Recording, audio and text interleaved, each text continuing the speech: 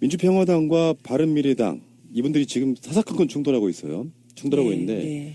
오늘 나온 보도에 보면은 박지원 의원이 안철수가 남경필을 만나서 주적은 문재인이라는 발언을 했다는 이야기가 지금 전개 일파만파가 되고 있거든요. 물론 안철수 쪽이나 남경필 쪽은 사실 무근이라고 이야기를 하는데, 그러니까 이야기 핵심이 이런 거예요. 지금 현재 그 뭐 새로운 보수, 새로운 중도를 지향하는 안철수나 유승민 입장에서 주적이 홍준표의 자유한국당이 아니고 지금 문재인 대통령이라는 이야기를 했다는 거예요. 주적이 뭘? 이 얘기는요. 일단 우선 바미당 쪽에서는 박지원 의원의 저 발언 있잖아요. 발언의 진위를 갖고 따지게 생겼어요. 그리고 이거는 참 희한한 발언이긴 해요.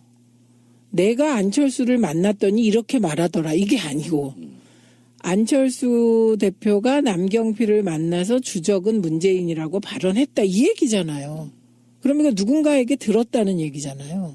그러니까 안철수가 남경필을 만났을 때는 탈당하지 말고 우리 새로운 신당으로 같이 가자 이런 느낌이었을 거라고 생각이 드는데 네. 그런 관점에서 이제 저는 이렇게 봅니다. 어떤 의미냐면은 제가 생각했을 때는 우리 자체가 어떤 보수 색채를 확실하게 표방하고 그 현재 더불어민주당 정권과 싸우겠다 요 느낌을 이야기를 했다고 보는 거죠. 주적이란 표현이 했건 안 했건 간에 뉘앙스는 그랬을 거라 이렇게 보는 거죠. 그렇죠. 그러면 그 말을 한 의도는 결국 지방선거에서 바미당과 한국당이 연대하거나 후보 단일화 혹은 더 미래에 남경필 너만이라도 같이 하자거든요. 그러면 이제 남경필 지사는 좋겠네요.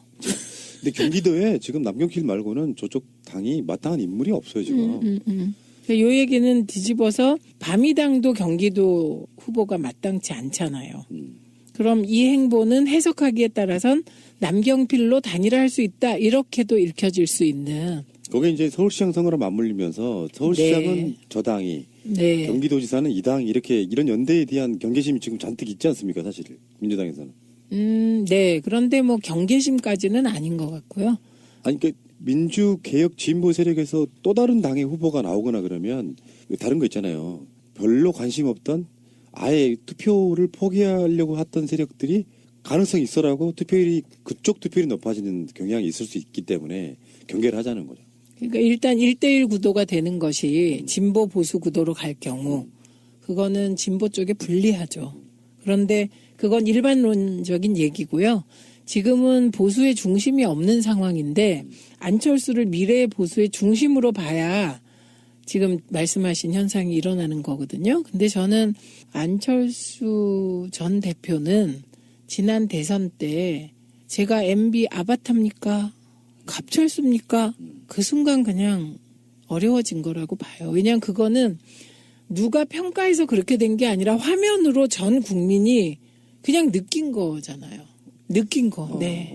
네. 그래서 우리가 전통적으로 생각하는 1대1 구도와 지금 1대1 구도가 다를 거다. 1대1 구도가 형성되기도 어렵겠지만 왜냐하면 1대1 구도가 형성된다는 건 결국 안철수나 유승민이나 자유한국당을 파트너로 인정하는 거잖아요. 근데 지금까지 적폐라고 규정해왔고 자유한국당을.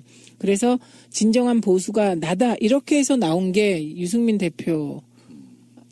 그리고 안철수도 마찬가지 아니에요? 안철수 전 대표가 새누리당 세력의 확장을 원하지 않는다. 앵그리버드 들고 그렇게 얘기한 거 아닌가요? 네, 그래서 자기 존재를 부정하는 게 되어서요. 그렇게 쉽지 않을 것 같거든요. 인위적인 1대1도. 근데 1대1이 된다고 하더라도 그 1대1은 과거의 진보 보수 이렇게 갈라지는 1대1이 될 수가 없다. 네.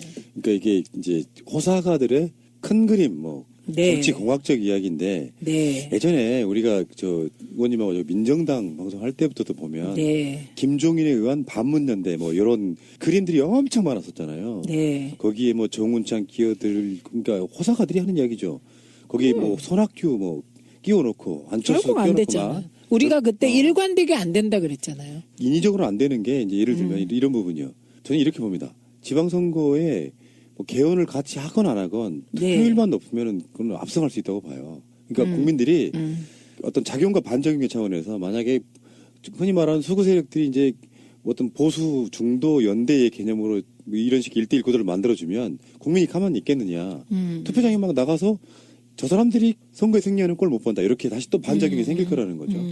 그런 측면에서는 아무리 밑그림을 그려봐야 안 되는 거.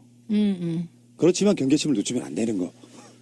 그 경계심을 늦추면 안 되는 거는 자만하면 안 된다 이런 얘기인데 지금 이 상황에서 민주당은 자만할 거리가 사실 좀 없습니다. 왜냐하면 박근혜 대통령이 예전에 지지율이 아무리 높아도 50% 정도에서 선거 치렀거든요. 네.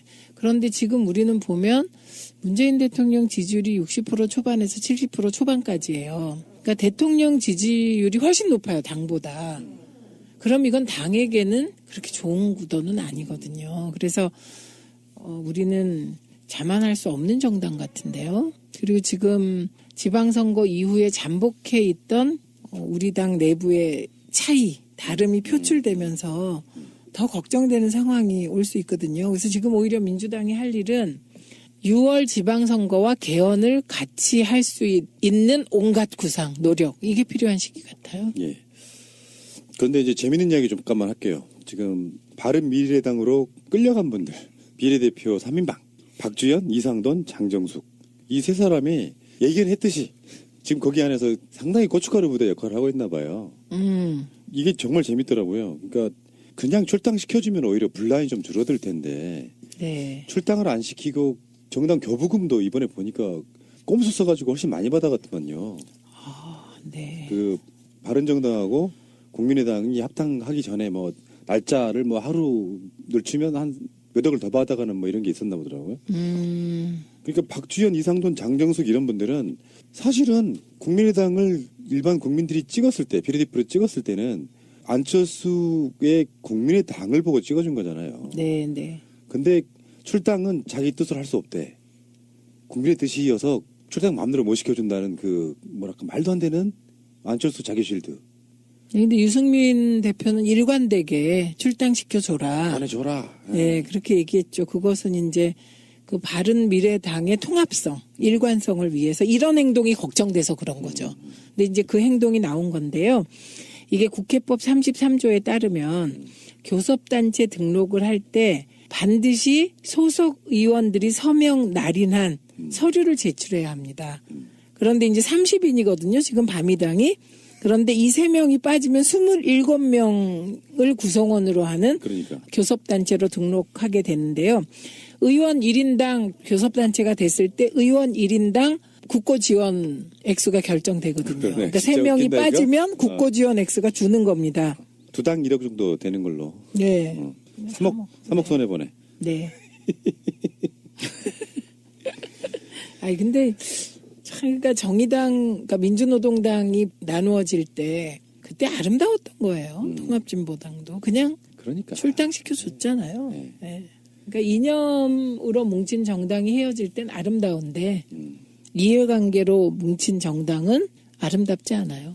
그러니까 우리들 이제 일반인들이 보기에는 정치를 좀 더티하게 하는 거죠. 그렇죠, 그렇죠. 깨끗하게 보내줘도 뭐 네, 네.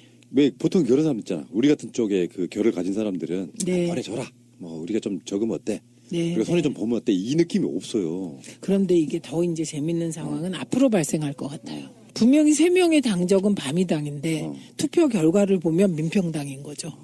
그러니까. 그런 건 참 보기 힘든 광경이죠. 이번에 바른미래당 교섭단체 거부하는 성명은요. 민주평화당을 통해서 언론에 배포됐어요. 와, 진짜 박지원 의원의 그 지도력이 상당하군요. 그러니까 그러면서 이제 지금 무소속으로 간 두 사람이 있고요. 네. 지금 어느 쪽도 선택하지 않은 두 사람이 있고. 그리고 바른미래당에서 지금 이제 눈에도 안 보도 보이잖아요. 안철수는 당대표가 아니니까 신경 끈다 하겠지만 사실은 네. 이제 바른미래당은 또 안철수의 아바타가 된 상황이란 말이죠. 네. 박주선과 유승민이 또 공동대표로서 어떻게 끌어갈지 안 맞을 거거든요. 네. 뻔히 보이잖아요. 근데 박주선 전 부의장은 아마도 거기서 살아남는 방식을 택한 것 같고요. 일단 대표 되셨잖아요. 그러니까 얻을 거를 다 얻으셨고. 지금 국회 부의장도 하고 있는 거 아니에요? 네.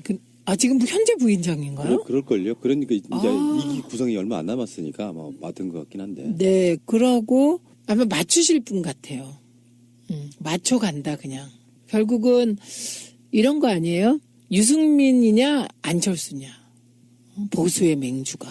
근데 그 말도 웃겨. 안철수는 왜 거기서 차라리 속보이지 않게 네. 당대표 공동으로 하는 게 낫지. 네. 거기에 또 박주선이라는 아바타를 내세우냐고요. 근데 총선이 너무 많이 남았다는 게 함정이에요. 그렇죠. 박주선이 지금 현재 바른미래당이 당 강령에서 해외 정책을 뺐거든요. 네. 그래 놓고도 나중에 박주선 지역구에 내려오면 또 찍어달라 할 거 아니에요. 안 되겠죠, 뭐, 이번엔. 그러니까 총선이 너무 멀리 남았다는 거죠. 네. 총선이 불과 몇 달 안 남았으면 저런 짓거리들 못 하는 거죠. 그렇죠. 일단은 갈 때까지 가보고 그때 가서는 뭐 이합 집산하고 또 뭐 할 수 있겠지라고 생각하는 거지. 이런 구도죠. 이번에 지방선거에서는 1대1 구도를 인위적으로 만들려고 바미당이 먼저 나서진 않아요. 그런데 자유한국당이 원하면 응해요. 이런 구도가 될 테고요. 그래서 바미당 입장에서는 1대1 구도가 되면 그거는 자유한국당이 애걸해서 되는 거죠. 그런 구도가 되고 안 될 가능성이 더 크죠. 근데 더불어민주당은 굉장히 행복하시겠어요. 이를테면은 이게 가진 자의 여유가 돼버렸는데 민주평화당은 사실 문재인 개혁 동참을 무기로 지금 뛰쳐나온 거예요. 명분은 그렇다고. 안철수 식으로는 안 돼. 이런 거란 말이에요. 그러니까 대놓고 뭐 아주 특별하게 나쁜 게 아니라면 반대하기도 힘들어요. 그리고 시시때때로 연대 이런 얘기가 나오고 연대 속마음에는 우리 받아줘 여기까지가 지금 들어있는 상태. 박지원 전 대표 아까 그 말 있잖아요. 안철수가 남경필을 만나서 주적이 문재인하고 민주당이라고 했다. 이거를 전 어떻게 들었냐.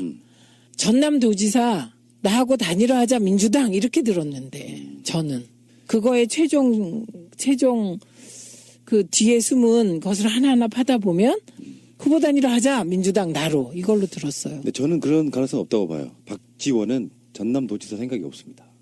그래요? 왜 그러냐면 일단 의원직 내려놔야 되고요. 예. 그게 단일화돼서 뭐 출마한다고 하더라도. 근데 지금 민주평화당에서는 교섭단체 때문에 한색이 아쉽고 등등 여러 가지 이유로 박지원이 의원직을 내려놓으면 또 손해라서 아예 당에서 공식적으로 선언을 했더만요. 현직 국회의원들이 출마하는 일은 없다. 그런 가능성이나 있다면 또 모르겠지만. 아니 단일화가 되면 가능성이 있는 거죠. 그런데 이제 그 민심이 만들어지겠느냐는 그런 부분이고. 만약에 박지원이 정말로 전남도지사를 하고 싶다면 이분은 이계호 당신이 의원직 내려놓으면 6월에 원구성 새로 할 때 민주당이 2당이 될 수도 있어. 그래서 내가 나가지고 뭐 이렇게 할 수도 있다고 치지만은 전남 도민들이 그걸 이해해 줄까요? 저는 그렇게 보는데. 아니 그러니까 그런 마음으로 읽었어요. 그 미련. 근데 박지원 의원은 이제 은퇴하시는 게 맞아요. 아니 그 박지원 의원하고 나이가 동갑이신 분이 이부영 의장이셨는데 그게 이제 1987에 나오는 바로 그분이죠. 네. 이부영 의장 저번에 한번 나오신 적이 있는데 동갑이시더만요. 근데 이분은 정계 은퇴한 게 굉장히 아름다워 보였었거든요. 그 이부영 의장이 그만둔 지역구에 진선미 의원이 들어간 네, 상황이잖아요. 근데 어느 정도 나이가 되면 이제 내일 모레 80 알아보시는 분인데 또 도지사를 노려요? 그냥 마지막 국가에 대한 봉사로 전남도지사를 뭔 봉사야. 한다. 봉사가 권력욕이지. 봉사는 봉사일 뿐. 참네. 그리고 박지원 스타일이 지역의 고을 사또로 있고 싶은 생각 없는 사람이에요. 중앙정치 하고 싶어 하는 사람이지.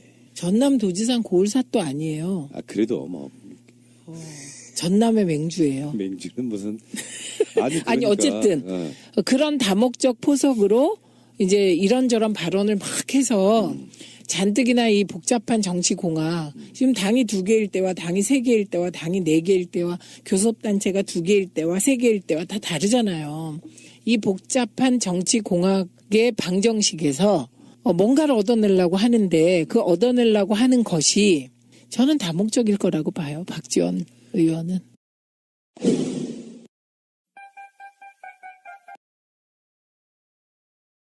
제가 서울 민심 확인한 것 중에 아주 정확하게 보고 있는 건 이거 같아요.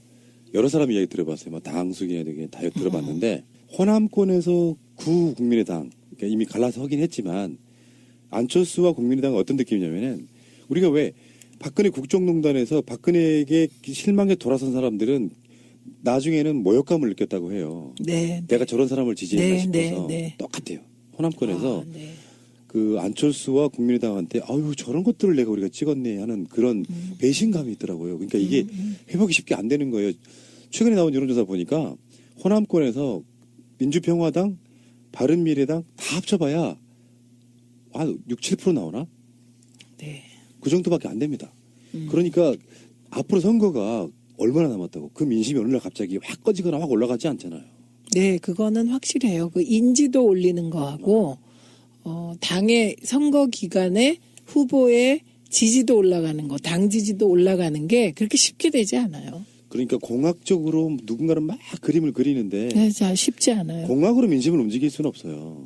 그 공학이 통하는 경우는 그 공학이 통할 만큼 바닥에 뭐가 형성돼 있어야 돼. 예를 들면 우리가 2011년에 민주통합당을 만들어서 2012년에 이제 총선 치르고 대선 치렀잖아요. 물론 그게 최종 성공은 못했지만 그때 민주당하고 혁신과 통합이 통합했을 때 지지율이 43%로 올라갔어요. 그 당이.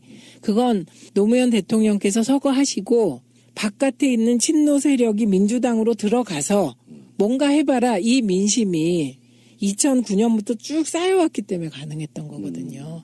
그래서 그 쌓여온 흐름을 읽고 정치공학을 하면 성공해요. 근데 흐름 없이 그냥 머릿속에서 막 하는 경우 되지 않죠. 계속 우리가 여러 번 얘기했지만 안철수라는 사람의 지지 기반은 무당파였어요. 그러니까 지금 아까 말씀하셨을 때 그 무당파가 다시 돌아와서 중간지대에 있다가 안철수와 유승민이 합친 그 당을 지지할 확률이 얼마나 될까. 저는 뭐 쌓은 게 별로 없고 계속 까먹는 과정이어서요. 별로 없을 거다 이렇게 봐서 정거장 정당이라고 얘기했는데 그걸로 또 폭격 좀 맞았어요. 누구한테요? 트윗에서. 정거장 이곳은 너와 나의 인생이 있는 곳. 음악 듣겠습니다. 자, 그러면 네. 안철수의 서울시장 출마는 가능성 얼마나 보십니까? 유승민 대표 쪽에서 추동하겠죠. 계속 푸시. 예, 선당 후사로. 안철수도 그렇게 말해왔으니까 당이 시키면 하겠다. 뭐든 하겠다. 자, 그러면 서울시장하고 송파을 출마는 어느 쪽이 더 가능성이 없다고 생각하세요? 저는 송파을 출마가 가능성이 높다고 저도 그래요. 생각해요. 저도 그렇게 왜냐? 말하고 있어요. 당선 가능성이 더 높아요. 그러니까 서울시장은 저는 당선 가능성 제로라고 봅니다. 근데 송파는 안철수 대표가 나가면 40% 가능성이 있다고 봐요. 이런 건 어떠세요? 안철수로 단일화, 서울시장은 그리고 경기는 남경필로 단일화. 요 그림은 그릴 수는 있죠. 이거는 홍준표의 몰락이에요. 그 구도는 홍준표 세력이 지분 다 내놓는다는 거예요. 그러니까 서울특별시에 시장 후보를 안 내긴 힘들죠. 그렇죠. 그러면 당이 없어지는 거예요. 그리고 남경필 지사도 돌아오긴 했지만 홍준표 사람 아니잖아요. 그러니까 서울과 경기를 홍준표 사람 아닌 자유한국당 아닌 사람들이 하는 거죠. 사실상. 그러면 자유한국당은 지방선거 이후에 소멸이에요. 하긴 선거를 하는데 서울도 마찬가지고 경기도 마찬가지고 자기 당의 후보가 없다는 건 굉장히 큰 리스크네요. 서울하고 경기에 자기 당 후보가 없다는 건 당의 존재감이 없어진다는 뜻이고요. 그리고 남경필 지사는 어쨌든 소속이 자유한국당이지만 홍준표 대표 입장에서 뭐가 그렇게 탐탁하겠어요. 그래서 이런 얘기가 지금 나온 게 아니에요. 대선 때도 나왔어요. 대선 때도 그 안철수로 단일화 뭐 유권자가 단일화한다 별의별 말이 다 있었잖아요. 여론조사가 단일화되고 있다 뭐 안 됐잖아요. 그나마 지금 새누리당 자유한국당이 명목을 유지하는 이유가 뭐예요? 홍준표가 후보로 나갔기 때문에. 지금 그 후보가 당대표가 됐기 때문에 당이 유지되는 거잖아요. 이게 이제 흔히 말하는 외통수 같은 느낌인데 네. 연대할 수도 없고 안 할 수도 없고 안 해도 지고 해도 지고 네. 이런 거잖아요. 그러면 나를 지켜야 되니까 안 할 가능성이 높다. 그렇죠. 떨어지더라도 존재감 가셔야 되고 조직은 움직여야 되는 뭐 여러 가지 과정들. 그리고 만약에 집권당 같으면 나눌 게 있잖아요. 그래서 뭐 뭘 해봐요. 근데 지금은 떨어지면 끝인데요. 네, 그러니까 나눌 게 없다. 그럼 우리 방송 이미 나간 이야기입니다만 의원님의 고견. 고견이라기보다. 지금 홍준표는 오세훈을 밀고 싶은가 봐요. 네, 서울시장으로. 네. 가능성. 오세훈 안 나온다. 성격이? 아니 얻을 게 없으므로. 입당하고 탈당하는 거 보니까 정치적 욕심은 있는데 지금 홍준표 체제의 자유한국당 후보로 나가는 것은 미래에 좋지 않다고 판단할 것 같아요. 오세훈은 제가 봤을 때는 일단 무상급식 건도 있지만 그 정세균 의장하고 종로에서 붙었을 때 진 거. 그게 마지막 치명타가 아니었을까 싶어요. 치명타였어요. 그런데 지금 재기하고 싶겠죠. 재기를 자유한국당에서 하고 싶을 것 같아요. 그러니까 오세훈 전 시장이 돼서 생각해 보면 누구하고 하고 싶을 것 같아요. 저는 지방선거 이후에 보수의 승자하고 할 것 같아요. 그래서 총선 때 등판한다. 아니 뭐 재보궐이 있을 수도 있고. 재보궐은 근데 그쪽 사람들은 오세훈이 그렇게 프레시해 보이나 보죠. 우리가 보기에는 정말 그 사악한 정치인의 표본 같은 거거든. 기회주의자. 그 똑같은 거죠. 왜 홍준표 대표를 하냐 그랬더니 자유한국당 사람이 그 나머지보다 나았다는. 참 하기야 지금 거론되는 사람 중에 황교안, 뭐 김병준 이런 사람들보다야 김병준 전 총리 후보 저 뭐죠? 전 부총리. 아니 전 부총리. 근데 어쨌든 총리로 낙점이 되긴 했나 어쨌든 그런 세상에서 가장 이상한 포지션으로 어쨌든 그만둔 사람. 거기를 자유한국당이 선택한다는 건 그냥 포기하겠다는 뜻이죠. 그러니까 박근혜 때도 이상한 느낌의 변절. 거기서 지금 국무총리가 튀어나오면 안 되는 상황에서 그 이상하게 네. 전혀 맡으면 안 되는 상황에서 그냥 맡았죠. 그때 박근혜가 탄핵 모면해 보려고 지금 그 상황에서 어떻게 그 양반은 그 생각을 했을지도 좀 궁금하고요. 거국내가. 네. 김병준 때문에 참여정부 때 굉장히 많은 노무현 대통령의 쉴드 뭐 이런 게 있었잖아요. 기억들 나시겠지만. 그런데 노무현 대통령이 김병준 교수를 신뢰한 면도 있었고요. 네. 참여정부 초기에는 토론에 나가서 정말 쉴드 잘 쳤었죠. 그런데 뭐 세월이 많이 흘러서 세월과 함께 님도 변하고 나도 변하고 뭐 그런 거네요. 자, 마지막으로 질문 하나 드리겠습니다. 김부겸, 김경수, 유명춘 세 사람 중에 출마는 몇 사람이 한다? 한 명. 누군지 제가 맞춰볼까요? 네. 김경수. 네. 저는 그렇게 그렇게 봐요. 보시는 네, 거예요? 네, 네. 지금 현직 장관인 분들은 나가고 싶은 마음, 안 나가고 싶은 마음이 반반일 것 같습니다. 왜냐하면 확률적으로는 선출직으로 4년 보장받는 게 낫지 않나? 이런 생각을 해보거든요. 당선이 되는 확신만 있다면 등 떠밀려서라도 누가 좀 밀어줬으면 좋겠다 이런 거 있잖아요. 근데 그 사람의 꿈이 어딘가에 따라 달라질 것 같아요. 꿈이 최종 종착지가 대권인 사람. 그거를 대비해서 보면 김부겸 장관의 선택도 복잡해지죠. 근데 경남을 가져오고 부산을 가져오고 대구까지 가져오고 서울, 경기, 인천에 부산, 경남, 대구까지. 그리고 대구를 가져오면 그건 뭐 경북만 사실상 제외하고는 민주당이 싹쓸이 할 수 있다면 어떤 느낌이세요? 그럼 뭐 신세계죠 뭐. 훌륭한 신세계. 그때도 홍준표는 정경태 안 할 것 같아요. 각종 실드로. 사람이 없겠죠. 이제 그때 되면. 그래서 또 남지 않을까요? 그러니까 진정한 의미의 개혁, 혁명 후에 오는 개혁이 피를 보지 않는 준법 정신의 개혁이란 말이에요. 그때 확실한 혁명은 지방선거를 완전 싹쓸이함으로써 그 세력을 아주 소수로 밀어내는 그 방식이 나는 최고의 방법이라고 생각하거든요. 네, 근데 김부겸 장관의 선택이 그게 단순하지 않다는 건 이런 거예요. 우리가 2014년 2월 문재인 대통령께서 대표로 직접 출마하실 때 그때 강력하게 후보로 밀고자 했던 분이 김부겸 장관이세요. 근데 그때 김부겸 장관이 결국 당대표 출마를 못해요. 이유가 뭐냐면 총선에서 출마해서 당선돼야 되는데 민주당의 당대표가 되면 이 사람은 박근혜와 각을 세워야 돼. 근데 박근혜와 각을 세우면 대구에서 국회의원 출마를 해도 당선될 수가 없어요. 그 모순 때문에 결국은 둘 다 의미 있는 일이지만 총선을 택한 거거든요. 그러니까 이제 김부겸 장관의 미래 꿈이 대권이라면 똑같은 딜레마에 빠지는 거예요.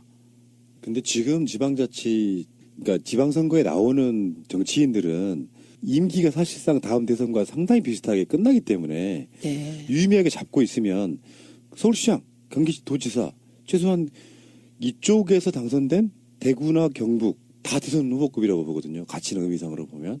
그런 면에서 봤을 때 예를 들면 안철수한테 우리가 푸시해서 밀었던 부산시장 나가라 예전에 민주당 새정치연합에 있을 때 그때 만약에 나가서 당선됐건 안 됐건 간에 국민에게 빚을 남겼다면 그런 관점에서 봤을 때는 내가 정말 대선 나가고 싶다면 저라면 대구시장 나가겠습니다. 그게 복잡하다니까요. 왜냐하면 대구시장을 나가면 보수 세력하고 타협해야 돼요. 당선되려면. 대구는 지금도 대구에서 국회의원이 되려면 박근혜와 각을 세울 수가 있는 정도는 되는 거예요. 대선 때 김부겸 장관이 감동적인 연설을 하잖아요. 언제까지 대구가 이러고 있을 거냐. 그게 가능해요. 국회의원으로선. 대구시장은 그렇지 않다니까요. 시정을 펼쳐야 되기 때문에 그렇게 단순치 않다 여기까지. 네. 그 의원님 반대하시는 거군요. 그게 반대인가? 아니 생각을 말씀하셨고. 네. 잘 알겠고요. 의원님하고 이렇게 나누다 보니까 뭔가 좀 내가 생각했던 거에 대한 확신도 생기고 안정감도 생기고 그렇습니다. 네. 자 고생하셨고요. 네. 설 지나고 이제 또 바빠지시는 가운데 봄이 오고 있습니다. 점점점 봄이 다가오고 있습니다. 네, 완전한 봄이 오기를. 그렇죠. 빼앗긴 들에도 봄은 오는 거였는데 네. 봄은 일단 왔어요. 네. 자, 고생하셨고요. 다음 주에 뵙겠습니다. 고맙습니다. 고맙습니다. 에게는 그렇게 좋은 구도는 아니거든요. 그래서 우리는 자만할 수 없는 정당 같은데요. 그리고 지금 지방선거 이후에 잠복해 있던 우리 당 내부의 차이, 다름이 표출되면서 더 걱정되는 상황이 올 수 있거든요. 그래서 지금 오히려 민주당이 할 일은 6월 지방선거와 개헌을 같이 할 수 있는 온갖 구상, 노력, 이게 필요한 시기 같아요. 예. 그런데 이제 재밌는 이야기 잠깐만 할게요. 지금 바른미래당으로 끌려간 분들, 비례대표 3인방, 박주현, 이상돈, 장정숙, 이 세 사람이 얘기는 했듯이 지금 거기 안에서 상당히 고춧가루 부대 역할을 하고 있나 봐요. 이게 정말 재밌더라고요. 그러니까 그냥 출당시켜주면 오히려 분란이 좀 줄어들 텐데 네. 출당을 안 시키고 정당 교부금도 이번에 보니까 꼼수 써가지고 훨씬 많이 받아갔더만요. 네. 그 바른정당하고 국민의당이 합당하기 전에 뭐 날짜를 뭐 하루 늦추면 한 몇 억을 더 받아가는 뭐 이런 게 있었나 보더라고요. 그러니까 박주현, 이상돈, 장정숙 이런 분들은 사실은 국민의당을 일반 국민들이 찍었을 때 비례대표로 찍었을 때는 안철수의 국민의당을 보고 찍어준 거잖아요. 네, 네. 근데 출당은 자기 뜻을 할 수 없대. 국민의 뜻이어서 출당 마음대로 못 시켜준다는 그 뭐랄까 말도 안 되는 안철수 자기 실드. 근데 유승민 대표는 일관되게 출당시켜줘라. 안 해줘라. 네, 그렇게 얘기했죠. 그것은 이제 그 바른미래당의 통합성, 일관성을 위해서 이런 행동이 걱정돼서 그런 거죠. 근데 이제 그 행동이 나온 건데요. 이게 국회법 33조에 따르면 교섭단체 등록을 할 때 반드시 소속 의원들이 서명 날인한 서류를 제출해야 합니다. 그런데 이제 30인이거든요. 바미당도 경기도 후보가 마땅치 않잖아요. 그럼 이 행보는 해석하기에 따라선 남경필로 단일화할 수 있다. 이렇게도 읽혀질 수 있는. 그게 이제 서울시장 선거랑 맞물리면서 서울시장은 네. 저당이, 네. 경기도지사는 이 당 이렇게 이런 연대에 대한 경계심이 지금 잔뜩 있지 않습니까, 사실 민주당에서는. 네. 그런데 뭐 경계심까지는 아닌 것 같고요.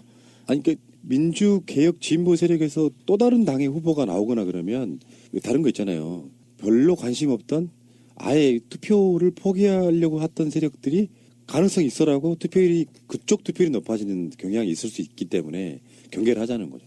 그러니까 일단 1대1 구도가 되는 것이 진보 보수 구도로 갈 경우 그거는 진보 쪽에 불리하죠. 그런데 그건 일반론적인 얘기고요.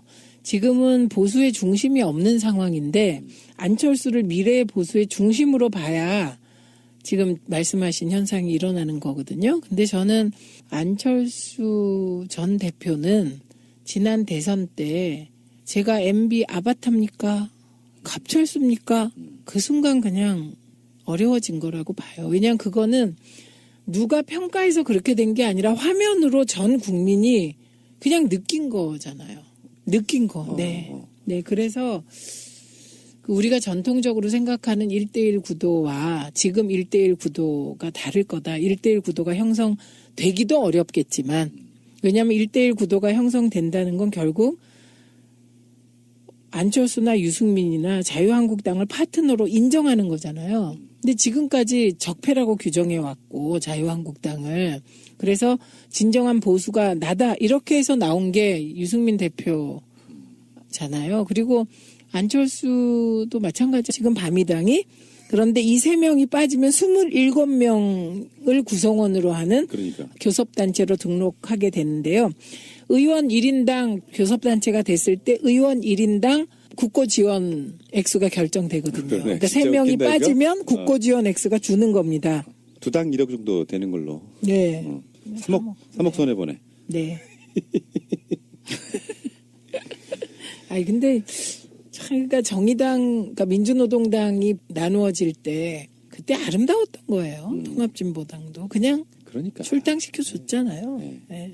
그러니까 이념으로 뭉친 정당이 헤어질 땐 아름다운데 이해관계로 뭉친 정당은 아름답지 않아요. 그러니까 우리들 이제 일반인들이 보기에는 정치를 좀 더티하게 하는 거죠. 그렇죠, 그렇죠. 깨끗하게 보내줘도 뭐 네, 네. 왜 보통 그런 사람 있잖아. 우리 같은 쪽에 그 결을 가진 사람들은 네. 보내줘라. 뭐 우리가 좀 적으면 어때? 네, 우리가 손에 네. 좀 보면 어때? 이 느낌이 없어요. 그런데 이게 더 이제 재밌는 상황은 앞으로 발생할 것 같아요. 분명히 3명의 당적은 바미당인데 투표 결과를 보면 민평당인 거죠. 그러니까. 그런 건 참 보기 힘든 광경이죠. 이번에 바른미래당 교섭단체 거부하는 성명은요. 민주평화당을 통해서 언론에 배포됐어요. 와, 진짜 박지원 의원의 그 지도력이 상당하군요. 그러니까 그러면서 이제 지금 무소속으로 간 2사람이 있고요. 네. 지금 어느 쪽도 선택하지 않은 2사람이 있고. 그리고 바른미래당에서 지금 이제 눈에도 안 봐도 보이잖아요. 안철수는 당대표가 아니니까 신경 끈다 하겠지만 사실은 네. 이제 바른미래당은 또 안철수의 아바타가 된 상황이란 말이죠. 네. 박주선과 유승민이 또 공동대표로서 어떻게 끌어갈지 안 맞을 거거든요. 네. 뻔히 보이잖아요. 근데 박주선 전 부 아니에요? 안철수 전 대표가 새누리당 세력의 확장을 원하지 않는다. 앵그리버드 들고 그렇게 얘기한 거 아닌가요? 예, 그래서 자기 존재를 부정하는 게 되어서요. 그렇게 쉽지 않을 것 같거든요. 인위적인 1대1도. 근데 1대1이 된다고 하더라도 그 1대1은 과거의 진보 보수 이렇게 갈라지는 1대1이 될 수가 없다. 예. 그러니까 이게 이제 호사가들의 큰 그림, 뭐 네. 정치 공학적 이야기인데 네. 예전에 우리가 저 의원님하고 저 민정당 방송할 때부터도 보면 네. 김종인에 의한 반문연대 뭐 이런 그림들이 엄청 많았었잖아요. 네. 거기에 뭐 정운창 끼어들 그러니까 호사가들이 하는 이야기죠. 거기에 뭐 손학규 뭐 끼워놓고 안철수 결국 안 끼워놓고 됐잖아. 막 우리가 그때 일관되게 안 된다 그랬잖아요. 인위적으로 안 되는 게 이제 예를 들면 이런 부분이요. 저는 이렇게 봅니다. 지방선거에 뭐 개헌을 같이 하건 안 하건 네. 투표율만 높으면은 그건 압승할 수 있다고 봐요. 그러니까 국민들이 어떤 작용과 반작용의 차원에서 만약에 흔히 말하는 수구 세력들이 이제 어떤 보수 중도 연대의 개념으로 이런 식 1대1 구도를 만들어주면 국민이 가만히 있겠느냐. 투표장에 막 나가서 저 사람들이 선거에 승리하는 꼴 못 본다. 이렇게 다시 또 반작용이 생길 거라는 거죠. 그런 측면에서는 아무리 밑그림을 그려봐야 안 되는 거. 그렇지만 경계심을 놓치면 안 되는 거. 그 경계심을 늦추면 안 되는 거는 자만하면 안 된다 이런 얘기인데 지금 이 상황에서 민주당은 자만할 거리가 사실 좀 없습니다. 왜냐하면 박근혜 대통령이 예전에 지지율이 아무리 높아도 50% 정도에서 선거 치렀거든요. 네. 그런데 지금 우리는 보면 문재인 대통령 지지율이 60% 초반에서 70% 초반까지예요. 그러니까 대통령 지지율이 훨씬 높아요, 당보다. 그럼 이건 당의 민주평화당과 바른미래당 이분들이 지금 사사건건 충돌하고 있어요. 충돌하고 있는데 네. 오늘 나온 보도에 보면은 박지원 의원이 안철수가 남경필을 만나서 주적은 문재인이라는 발언을 했다는 이야기가 지금 전개 일파만파가 되고 있거든요. 물론 안철수 쪽이나 남경필 쪽은 사실 무근이라고 이야기를 하는데, 그러니까 이야기 핵심이 이런 거예요. 지금 현재 그 뭐 새로운 보수, 새로운 중도를 지향하는 안철수나 유승민 입장에서 주적이 홍준표의 자유한국당이 아니고 지금 문재인 대통령이라는 이야기를 했다는 거예요. 그러니까 주적이 뭘? 이 얘기는요. 일단 우선 바미당 쪽에서는 박지원 의원의 저 발언 있잖아요. 발언의 진위를 갖고 따지게 생겼어요. 그리고 이거는 참 희한한 발언이긴 해요. 내가 안철수를 만났더니 이렇게 말하더라. 이게 아니고 안철수 대표가 남경필을 만나서 주적은 문재인이라고 발언했다. 이 얘기잖아요. 그럼 이거 누군가에게 들었다는 얘기잖아요. 그러니까 안철수가 남경필을 만났을 때는 탈당하지 말고 우리 새로운 신당으로 같이 가자 이런 느낌이었을 거라고 생각이 드는데 네. 그런 관점에서 이제 저는 이렇게 봅니다. 어떤 의미냐면은 제가 생각했을 때는 우리 자체가 어떤 보수 색채를 확실하게 표방하고 그 현재 더불어민주당 정권과 싸우겠다 요 느낌을 이야기를 했다고 보는 거죠. 주적이라는 표현이 했건 안 했건 간에 뉘앙스는 그랬을 거라 이렇게 보는 거죠. 그렇죠. 그러면 그 말을 한 의도는 결국 지방선거에서 바미당과 한국당이 연대하거나 후보 단일화 혹은 더 미래에 남경필 너만이라도 같이 하자거든요. 그러면 이제 남경필 지사는 좋겠네요. 근데 경기도에 지금 남경필 말고는 저쪽 당이 마땅한 인물이 없어요 지금. 요 얘기는 뒤집어서